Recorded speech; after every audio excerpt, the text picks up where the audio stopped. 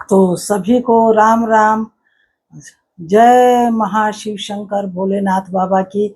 तो आइए मित्रों, अब हम छठे दिन की कथा सुनाते हैं। श्री शिव महापुराण की छठे दिन की कथा सुनाते हैं। तो शुरुआत करते हैं। आप लोग प्लीज आप लोग सुनिए और अच्छा लगे तो लाइक कमेंट करिए, शेयर करिए और मेरा सपोर्ट करिए। चलिए शुरू करते हैं छठे दिन की कथा। तत्पश्चात समय के पूर्ण होने पर भक्ति, ज्ञान और वैराग्य से युक्त हुई चंचुला ने अपने शरीर को बिना किसी कष्ट के त्याग दिया। इतने में ही त्रिपुर शत्रु भगवान शिव का भेजा हुआ एक दिव्य विमान द्रुत गति से वहां पहुंचा, जो उनके अपने गणों से संयुक्त और भांति भांति के शोभा साधनों से संपन्न था। चंचुला उस विमान पर आरूढ़ हुई और भगवान शिव के श्रेष्ठ पार्षदों ने उसे तत्काल शिवपुरी में पहुंचा दिया। उसके सारे मल धुल गए थे। वह दिव्य रूप धारिणी दिव्यांगना हो गई थी। उसके दिव्य अवयव उसकी शोभा बढ़ाते थे।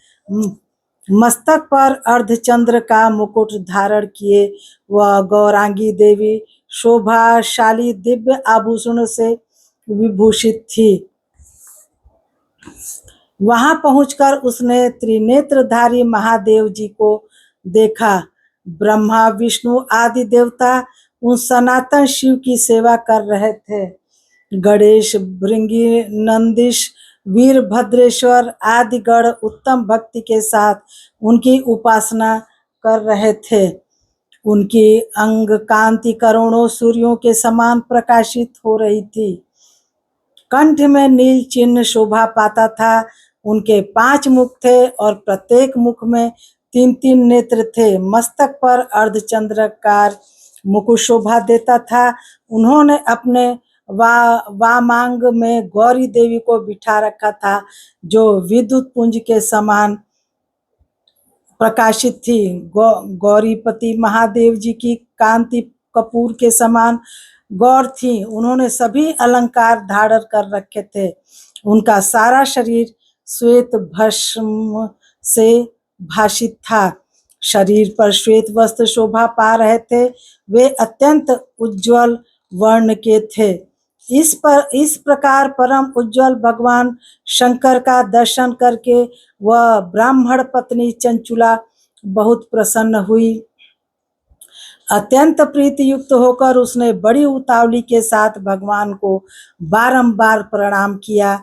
फिर हाथ जोड़कर वह बड़े प्रेम, आनंद और संतोष से युक्त विनीत भाव से खड़ी हो गई। उसके नेत्रों से आनंदाश्रुओं की अविरल धारा बहने लगी तथा संपूर्ण शरीर में रोमांच हो गया। उस समय भगवती पार्वती और भगवान शंकर ने उसे बड़ी करुणा के साथ अपने पास बुलाया और सौम्य दृष्टि से उसकी ओर देखा। पार्वती जी ने तो दिव्य रूप धारिणी बिंदुक प्रिया चंचुला को प्रेम पूर्वक अपनी सखी बना लिया। वह उस परमानंद घन ज्योति स्वरूप सनातन धाम में अविचल निवास पाकर दिव्य सौख्य से संपन्न हो अच्छा सुख का अनुभव करने लगी। इस प्रकार श्री स्कंद महापुराण के अंतर्गत शिव पुराण महात्म्य में चंचुला सद्गति वर्णन नामक चौथा अध्याय पूर्ण हुआ। अब 5वां अध्याय शुरू हो रहा है।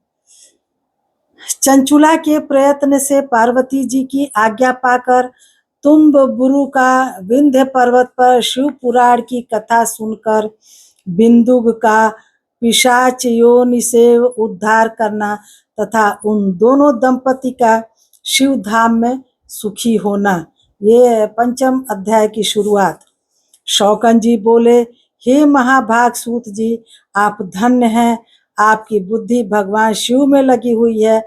आपने कृपा पूर्वक यह शिव भक्ति को बढ़ाने वाली अद्भुत कथा हमें सुनाई।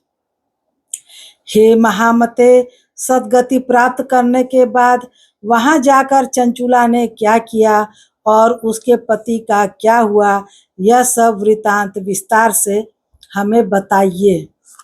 सूत जी बोले, हे शौनक, एक दिन परमानंद में निमग्न हुई चंचुला ने उमा देवी के पास जाकर प्रणाम किया और दोनों हाथ जोड़कर वह उनकी स्तुति करने लगी।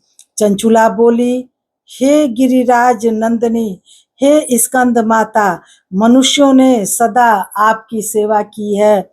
समस्त सुखों को देने वाली हे शंभु प्रिय, हे ब्रह्मा स्वरूपिणी, आप विष्णु और ब्रह्मा आदि देवताओं द्वारा सेव्य हैं।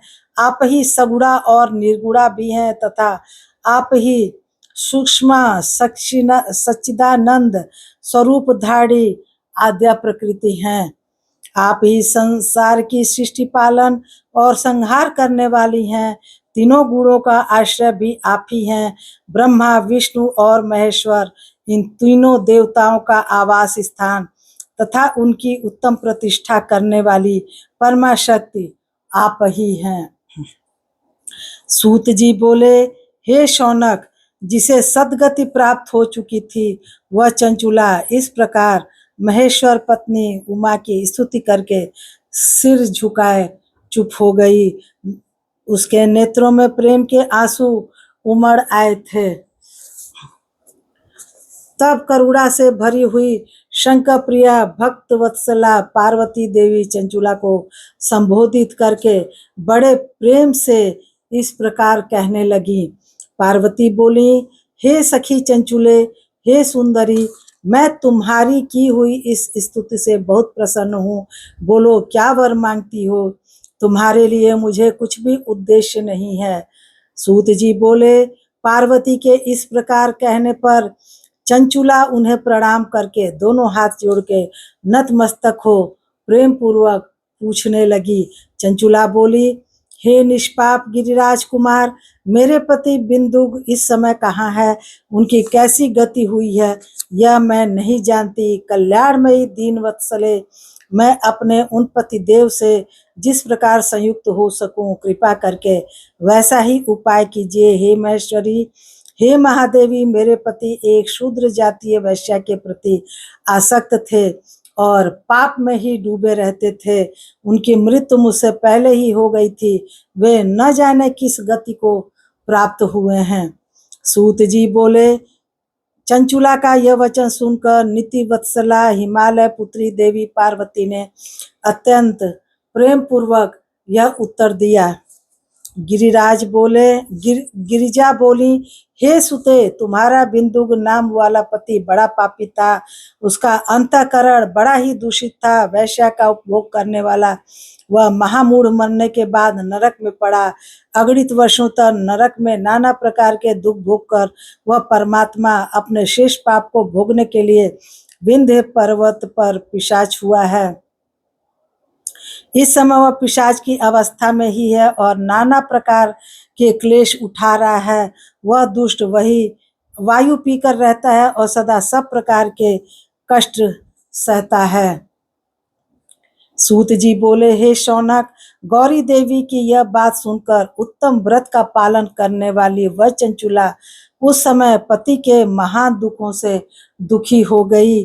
फिर मन को स्थिर करके उस ब्राह्मण पत्नी ने व्यतीत हृदय से महेश्वरी को प्रणाम करके पुनः पूछा। तो अब ये छठे दिन का पाठ यही समाप्त करते हैं। 10 मिनट का ही बना रहे हैं कथा, आप लोग को 10 मिनट का ही सुना रहे हैं। तो ये छठे दिन का